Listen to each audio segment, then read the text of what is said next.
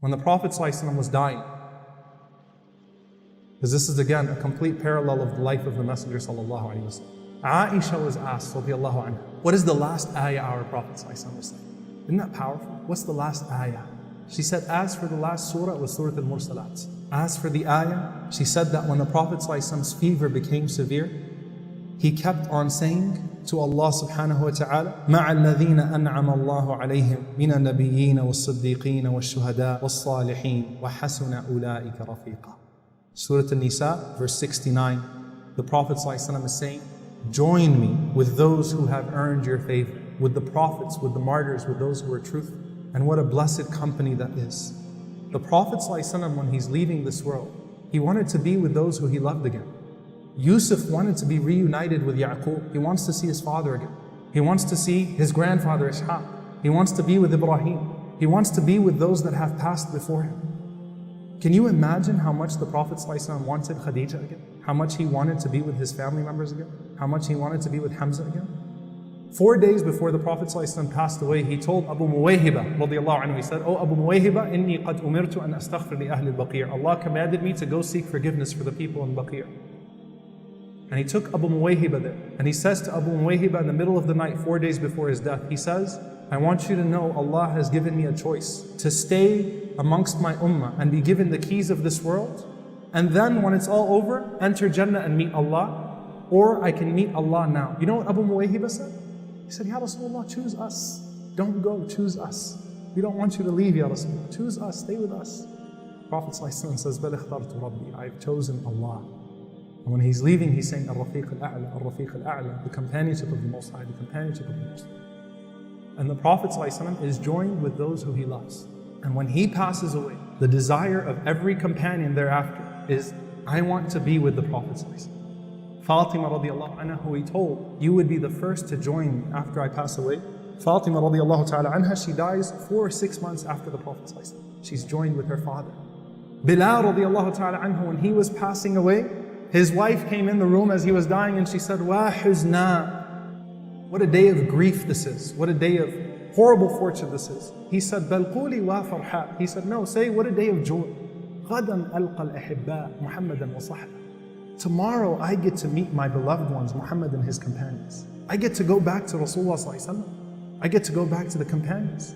The believing souls are waiting for me. When Uthman radiallahu ta'ala anhu was placed under siege in his house, he was fasting. And on the last day, he saw a dream of the Prophet ﷺ, and the Prophet ﷺ says, Ya Uthman, hal mana'uk min al-ma'? Have they stopped you from drinking water? He says, Na'am ya Rasulullah, yes, O Messenger of Allah. He said, hal mana'uk an al-ta'am? Have they stopped you from eating? He said, yes, O Messenger of Allah. He said, hal mana'uk an al-salat fi masjidi? Have they stopped you from praying in my masjid? He says, yes, O Messenger of Allah. The Prophet ﷺ says, don't worry, Uthman. Tonight you will break your fast with me, Abu Bakr and Omar. Tiftaru indana. Your fast tonight will break with us. You will eat with us tonight, not with the people of this world.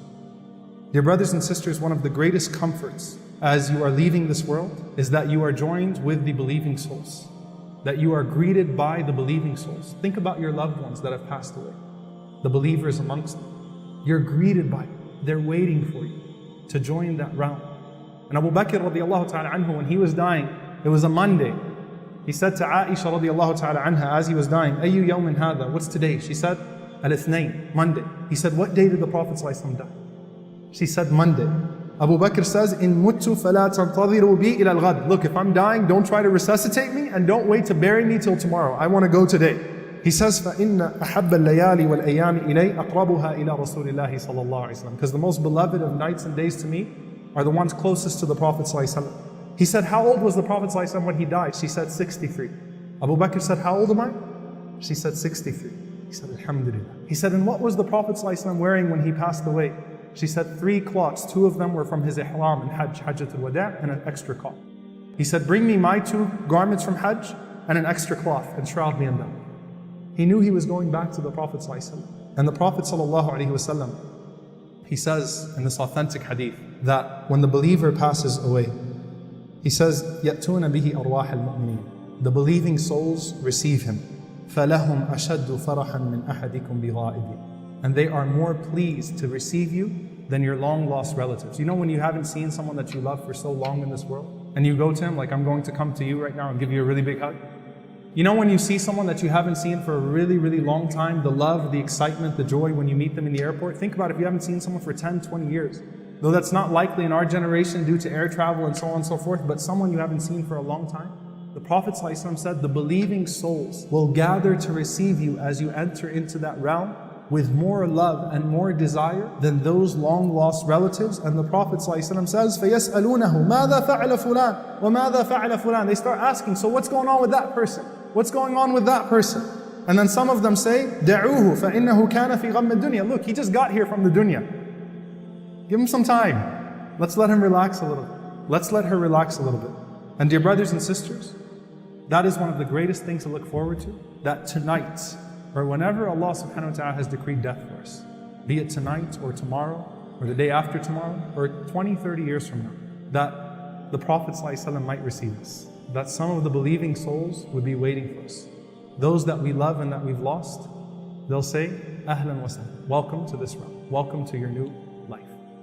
And that's one of the greatest comforts Allah subhanahu wa ta'ala gives to us, and that's one of the things to ask Allah for. I ask Allah subhanahu wa ta'ala that we live a life that is pleasing to Him, that we're able to overcome any obstacles and any tests that come our way, that Allah subhanahu wa ta'ala allows us to face our grief with patience, that Allah subhanahu wa ta'ala allows us to overcome our pleasures with the greater pleasure of pleasing Him, that Allah subhanahu wa ta'ala allows us to be grateful in times of ease, that Allah subhanahu wa ta'ala allows us to live a consistent life of ihsan, of excellence, and that when we pass away, that the first person amongst the believing souls to receive us is Rasoolullah sallallahu alayhi wa sallam.